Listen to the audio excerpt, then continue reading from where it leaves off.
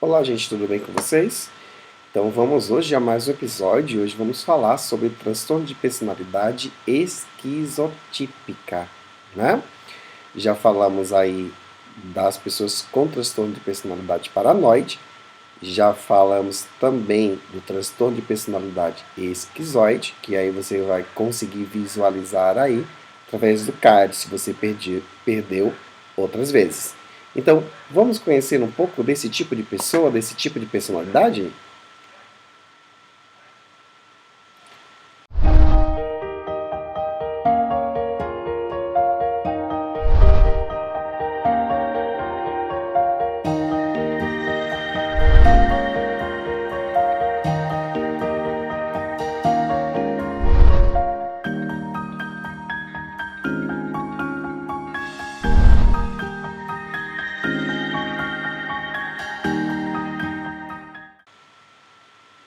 Então, a pessoa com transtorno de personalidade esquizotípica, muitas vezes essas pessoas que possuem esse tipo de transtorno, elas são chamadas de esquisitas ou estranhas, né? Por que isso? Devido ao medo de se relacionar com as pessoas, esse tipo de transtorno faz com que essas pessoas tenham forma de pensamento, de comportamento e de se vestir de forma diferente da maioria das pessoas, né? E aí, por exemplo, eles podem também ter algumas situações estranhas, no sentido, por exemplo, achar que os ônibus estão falando com eles, né? Mesmo eles sabendo que isso seria uma situação impossível de acontecer, tá? Eles têm essa consciência. Outras coisas que podem acontecer, eles também se reconhecerem como poderes dividentes, como poderes mágicos. E aí eles agem na conversa com o diálogo das pessoas, vivendo esse mundo. Elas podem estar, inclusive, em um lugar que só tem apenas ela, e aí ver pessoas, falar com pessoas, estabilizar pessoas e criar outro tipo de situações. Neste aspecto, é importante a gente separar das pessoas que possuem aí dentro das suas religiosidades alguns atributos mediúnicos nesse sentido, ok? Não, nós não estamos falando sobre isso. Estamos falando de uma pessoa que possui um transtorno de personalidade esquizotípica e ela vai ter um comportamento estranho de viver e de se vestir, né?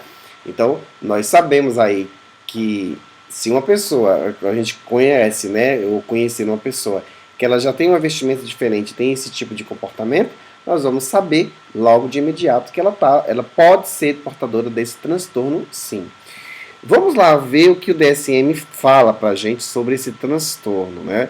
Segundo o DSM-5, a primeira base aí que nós temos é que a pessoa ela tem ideias de referência. A ideia de referência não tem nada a ver com delírio de referência, né? Um delírio é uma coisa, para essas pessoas ela tem a ideia de referência. Não é apenas podemos falar assim, não é algo que ela está criando apenas com a cabeça, né? Não, é ideias, né? São um conjunto de ideias que ela possui de referência, tá? Ela possui crenças estranhas ou pensamentos mágicos que influenciam no comportamentos e são incoerentes com as normas subculturais, né? Essas normas subculturais nós vamos entender aqui, por exemplo, se uma pessoa religiosa que tem um campo de evidência é uma coisa, essa pessoa ela vai ter essa crença, mas baseada aí a partir de uma visão dela, né, devido ao transtorno.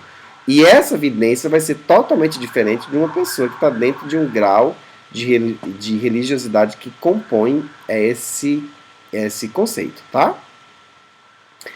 As experiências perceptivas em comum, incluindo ilusões somáticas, né? Que esse transtorno também desenvolve.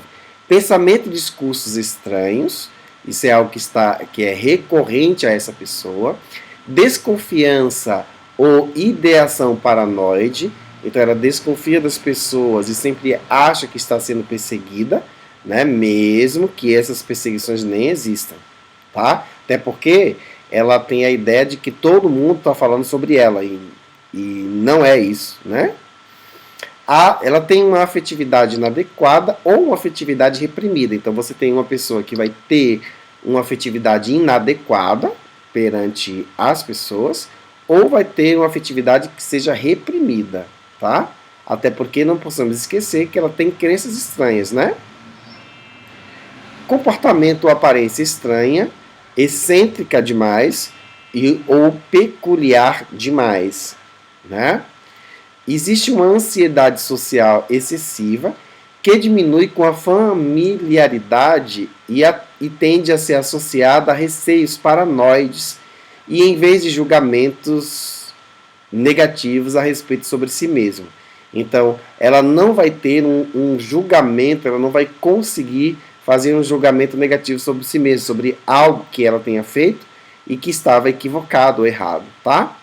É importante aí, como o DSM chama a atenção, de que a gente precisa separar quando a pessoa está dentro do processo de esquizofrenia, um transtorno de humor, com características, um transtorno de humor com características psicóticas, e também as outras pessoas que possuem transtornos globais, tá? A gente abstrai se apresentar um desses sintomas, incluindo o sintoma de ter se vestir estranho, por exemplo, tá bom? Então, é preciso sempre, como falamos da outra vez, analisar todo o contexto. Então, espero que tenha ajudado vocês. Até o nosso próximo encontro.